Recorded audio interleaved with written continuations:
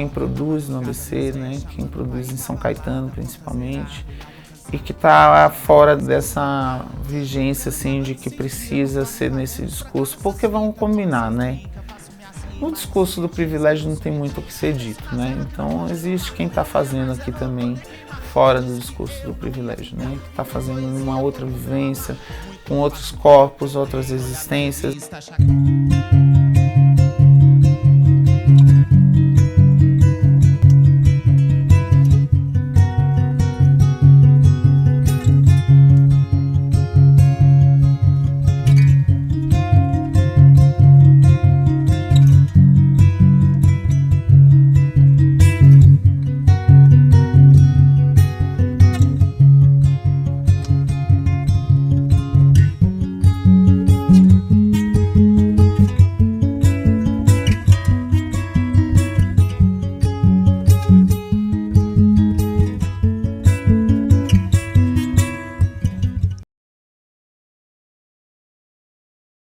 Sempre foi Malca, né?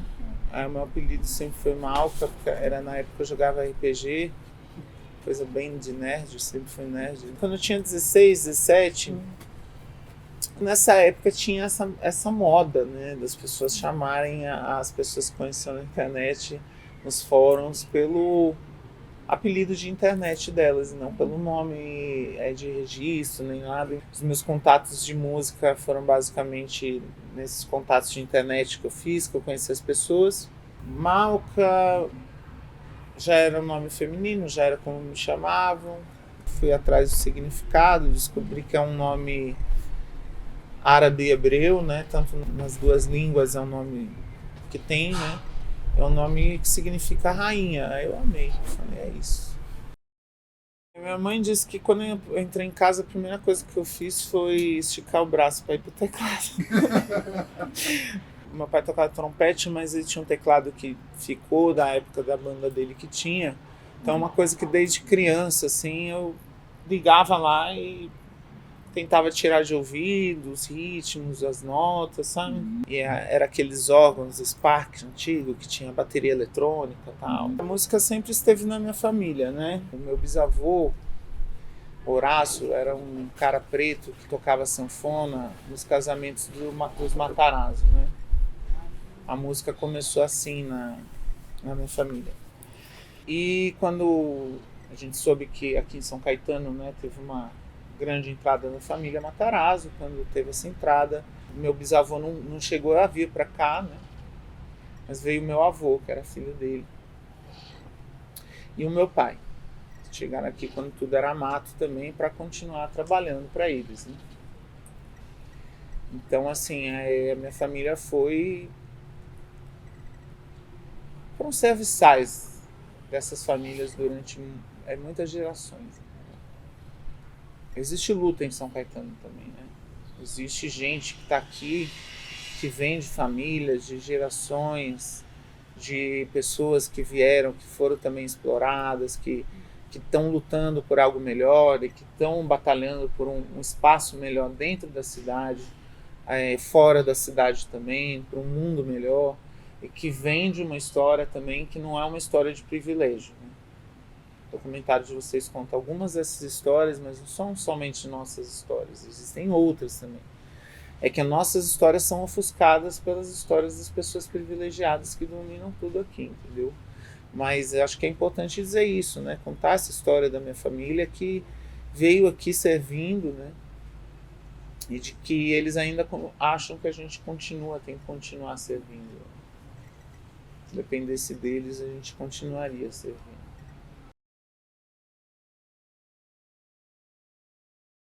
Todo mundo quer fazer som. Aí vem um playboy lá com instrumento bom, é muito fácil dizer o que é música e o que não é. Pô, você vai fazer música com o que você tem. Às vezes é loop, às vezes é sampa, às vezes é uma guitarra desafinada. E o bagulho, você vai fazer som, sabe? Não tem essa não, cara. Tipo, deixa... Música é uma expressão para qualquer pessoa, qualquer classe social, independente do instrumento que você tenha, né? Punk me ensinou muito isso, que não importa o instrumento que você tem, importa o que você quer passar e como você está passando, né? Tinha dinheiro para comprar um toca-disco, né? Para ter um computador para ter sample. Eu tinha para ter um violão, uma guitarra tonante ruim, então aí foi aonde eu podia fazer música, assim, na época, né? Então eu fui lá aprender, fazer, e foi importante, assim, porque foi feito fiz muita música de uma maneira muito de guerrilha mesmo, assim, sabe? Do jeito que dava para fazer, gravando as fitinhas mesmo, às vezes a gente gravava fitinha ao vivo, sabe, na nossa garagem mesmo, assim, sabe? Porque o punk não é sobre a estética final em si, é sobre o que você está criando, o que você está falando. Então a gente, tipo, sei lá, conseguia gravar de uma forma mesmo que tosca, colocava um microfone só dentro do estúdio, em cima no teto e vamos embora. Conseguia vender as fitas e fazer show, e aí depois gravar no estúdio, entendeu? Bom, tal. Acho que é muito sobre isso também, que é o que eu vejo. O rock virou um lance meio de playboy, né, tal. Aí o funk hoje é isso, né? Você samplear, você ser rebelde, você fazer com o que tem, né? É sobre isso também, né? Porque se fosse depender dos outros, eu não estava fazendo música, se fosse depender das oportunidades dadas, né?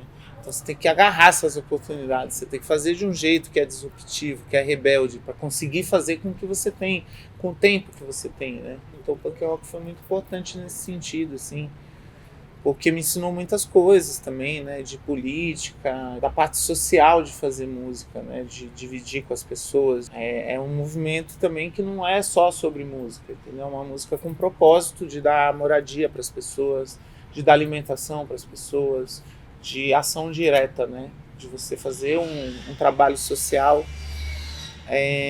de uma forma, eu diria até não militante, né, porque é uma coisa muito sobre anarquia, sobre ação direta mesmo.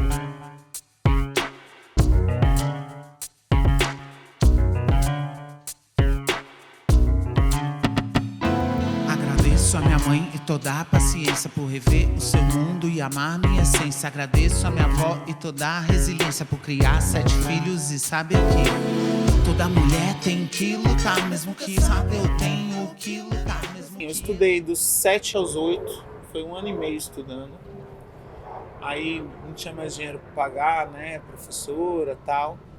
Aí fui autodidata até meus 27 por aí. Aí eu estudei dos 27 aos 33 lá na Fundação das Artes. Na verdade, o que eu fui lá para aprimorar. Nessa época eu já estava um pouco estabelecida enquanto produção musical. Assim, não fazia tantos artistas, mas fazia muita trilha sonora, né? Já tinha filmes que já tinham ido para festivais. Tocava guitarra, baixo. Eu já sabia tocar teclado, piano, tocava na época muito blues, soul, essas coisas, já improvisava, tal, muito, tocava. Como eu escrevo arranjo também, eu queria ter uma noção, né, para poder escrever para outros músicos também. Queria aprender música, mas eu não estava assim necessariamente na vontade de fazer uma música comercial, você tá entendendo? Tava querendo explorar algo que conversasse comigo, assim, e aí eu cheguei, assim, tomei uma decisão, não, ó, eu vou dar aula mesmo, vou ser professor e vou fazer a música que eu quero. Era para ter seguido esse caminho e tal, mas é que nesse processo, eu também transicionei, aí eu perdi meus alunos, né, os pais tiraram os meus alunos, tive problemas de transfobia na Fundação das Artes, inclusive, não terminei meu curso lá, estava faltando pouco tempo para terminar, e acabei evadindo e acabei voltando para a música popular por uma necessidade. Tem uma carta oficial de São Caetano dizendo que eu transicionei para fugir de R$300 de mensalidades. Eu com meu apartamento quitado na cidade, tá? Então, assim, transfobia registrada, assim, no cartório. Então essa é a cidade de São Caetano, mas isso não acontece só comigo, né? Tá tendo um movimento agora das mães pretas, né? Por causa do racismo, que toda vez que alguém vai lá e reclama e faz uma reclamação oficial, a resposta do município é racista, é transfóbica, nega, e não só nega, como acusa de volta a pessoa que tá alegando que passou, entendeu? Então é uma postura violentíssima com pessoas pretas e pessoas trans aqui. Então, nós somos inimigas do município, é isso que acontece. As mães de crianças pretas estão passando um perrengue danado aqui, porque receberam ofícios com respostas muito parecidas, com teor muito parecido com o que eu recebi. Ofensivo. que não sabem entender que erraram e que precisam modificar o comportamento deles. É um local violento. Então, se isso está na própria política e na essência e na estrutura da cidade, isso vai acontecer nas ruas também.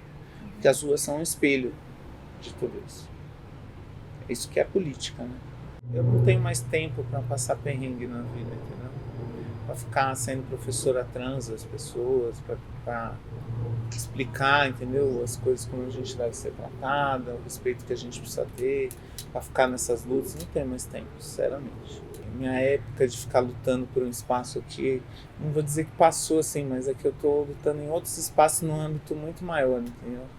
São Caetano nunca teve movimento de nada, né? A gente tinha que sair daqui para fazer alguma coisa. Né? Qualquer coisa cultural que incomode é sufocada, entendeu? Pô, falar pra você... Última vez que eu toquei aqui, música própria mesmo, faz agora 18 anos faz. Que não é uma cidade que valoriza uma artista travesti, né? Vamos combinar. Sou produtora musical, produzindo artistas da música popular brasileira, também de fora, América Latina, às vezes também fora, Estados Unidos e Europa. Trabalho com trilha sonora para cinema e teatro também. Tenho projeto de acesso de educação gratuita de música, né? O pessoal conhece muito meu trabalho feito por mim, que foi na música eletrônica durante muito tempo. Que aí eu tô falando de músicas minhas mesmo. Mas o grosso do meu trabalho é música popular brasileira, né? Agora gravei essa primeira música com a orquestra, de um arranjo meu, né? Uma composição minha com o Brisa Ferino. Agora estou no caminho de pegar meu primeiro musical para fazer, então quero fazer uns musicais para um dia talvez chegar numa ópera e tal. Então sempre tive vontade de trabalhar nesse lado. Eu gosto de música popular também, mas também gosto da música de orquestra, né? A gente tem uma música orquestrada hoje que uma boa parte dela é gratuita e mesmo assim a gente não vê boa parte da população acessando. E muito disso não é só o que toca no rádio, né? A linguagem importa muito, porque a linguagem barra as pessoas, né? Eu tive anos na minha vida que eu achei que eu jamais poderia fazer essas músicas, você tá entendendo? Que não era o meu lugar estar lá, não era para mim para fazer. Fui filosofando muito sobre isso, fui estudar quando eu conheci, né, figura de Kohreuter, música social. Então, para mim, essa coisa da linguagem, ela sempre está importante também de andar junto, assim, né, da gente fazer essas modificações para poder atrair mais o público junto da gente para fazer música nesse lugar, né. Existe erudição em todo canto, né, inclusive na música popular brasileira, assim, tem mais músicos eruditos no seu instrumento fora da orquestra do que dentro da orquestra. Os músicos populares também têm o seu grande valor aí dentro da camada, né, de criação social da música. Eu passei no edital da Natura, né, que foi uma oportunidade boa, né, de ter recursos financeiros, né, e de fazer meu primeiro disco, né, cantado, né, porque assim, né, produzir disco de muita gente, né, mas sempre acabei deixando um pouco minha arte própria, assim, e eu sempre tive essa vontade de fazer um disco meu, assim, que eu pudesse fazer do meu jeito, né. E aí passou nesse edital, o disco se chama Chão, né?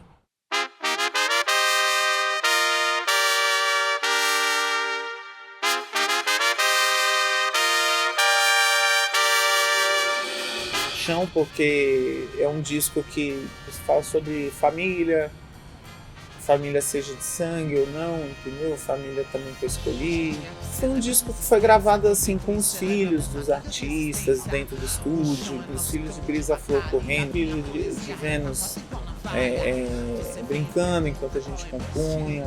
São pessoas que estão no meu dia a dia, assim. Então foi um disco muito importante, assim. Fala muito sobre a fundação, assim, da minha vida, assim, né? O que são os alicerces, assim, para minha existência musical, né? E também foi uma oportunidade maravilhosa de eu poder explorar todos esses aspectos musicais e estilos musicais, assim, que estão dentro de mim, assim, já há muito tempo, que eu venho produzindo, que estão nas minhas composições também, e às vezes o povo não sabe, assim. Agora chegou a hora de revelar de forma mais ampla, assim, quem eu sou para as pessoas, sabe? sair do armário, vamos dizer assim. Sair do armário de cantora agora. Porque vão ter que me aguentar, vão ter que aguentar uma travesti que é bem sucedida de uma cidade que, por base, é fascista, entendeu?